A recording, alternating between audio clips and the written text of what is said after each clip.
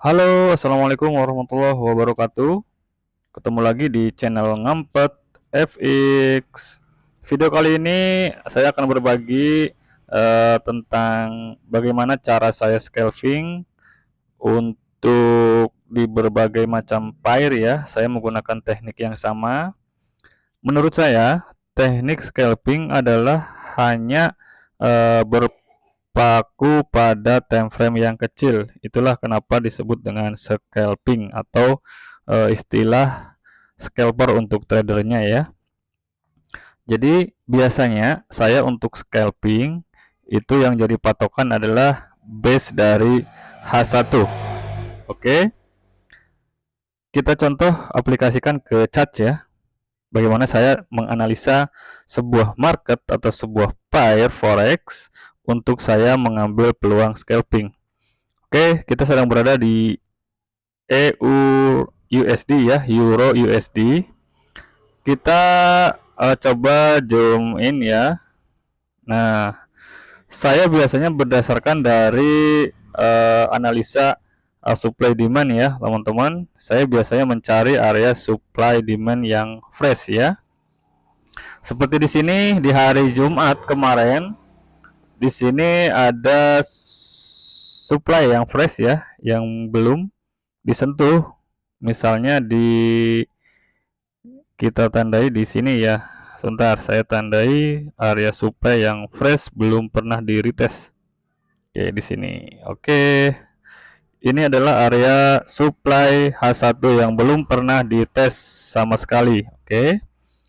Nah, untuk arah besar atau tren dari H1, kita harus tahu ya, teman-teman, bahwa jika kita kecilkan, maka arah dari tren besar H1 adalah up ya teman-teman.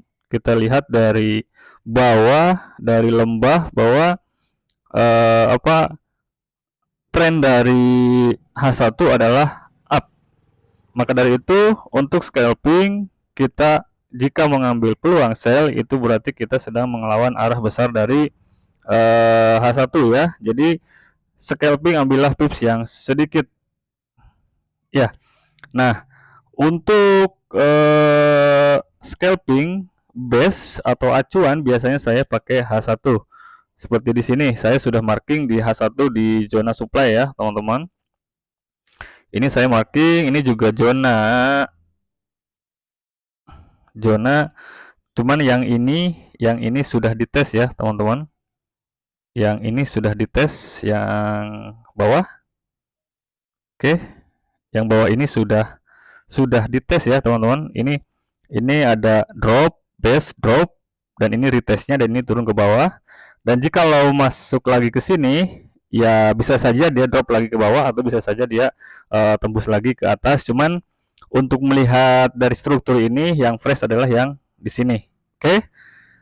Jadi biasanya saya mengambil peluang lebih percaya diri kalau suatu zona itu masih fresh atau belum sama sekali di tes ya. Biasanya ada rejection di situ. Nah, untuk konfirmasinya bagaimana gitu kan, untuk entry-nya di time frame yang mana setelah kita memarking atau menandai di zona H1. Oke. Saya akan turunkan time frame ke M5 ya, teman-teman. Oke. M5. Oke, nah di sini M5 di sini untuk kita entry ya, teman-teman. M5 bisa pakai untuk kita entry jika kita menandai atau memarking zona di H1. Oke.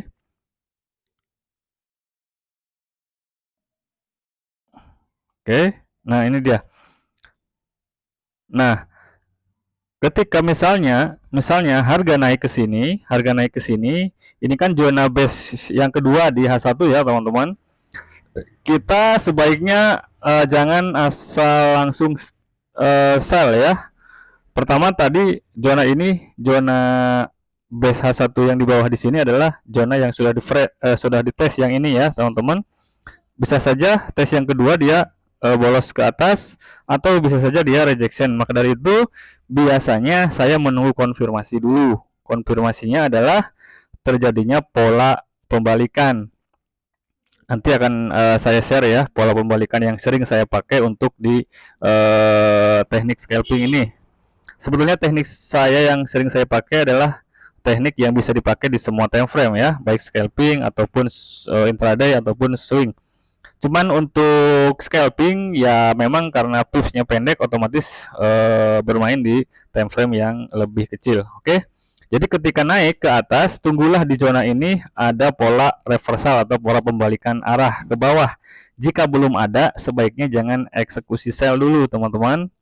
Karena bisa saja zona ini di breakout dan dia akan menuju ke zona yang di sini. Oke. Jadi kesimpulan dari teknik yang saya pakai adalah saya selalu menunggu konfirmasi dulu ketika saya sudah menandai zona yang sebagai acuan ya teman-teman. Tadi saya menandai di zona H1 di sini. Oke.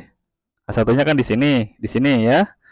Nah, kalau untuk mengambil peluang sell, otomatis saya menunggu ketika harga kembali lagi ke atas. Dan untuk konfirmasinya, saya menunggu di M5 terjadinya pembalikan arah ya. Sebelum ada pembalikan arah, saya biasanya tidak eksekusi sell dulu. Oke, itu saja ya teknik yang saya pakai. Saya tidak menggunakan banyak indikator karena saya lebih cenderung menganalisa market dengan price action. Dan juga biasanya saya menggunakan Fibonacci untuk mengukur titik entry dan juga titik take profit ya. Itu saja ya teman-teman. Jadi tunggu ini dia ke atas. Jika sampai di zona ini, tunggu pola reversal. Kalau ada reversal untuk balik arah, kita baru open posisi sell. Tetapi jika belum ada, apalagi jika breakout base di sini, otomatis tunggu saja di zona berikutnya di sini untuk eksekusi peluang sell. Dan ketika nyampe di sini pun kita sebaiknya menunggu adanya pola pembalikan arah atau pola-pola chart pattern reversal, baru kita bisa open posisi sell. Oke. Demikian video singkat mengenai cara scalping saya, mudah-mudahan bermanfaat. Wassalamualaikum warahmatullahi wabarakatuh.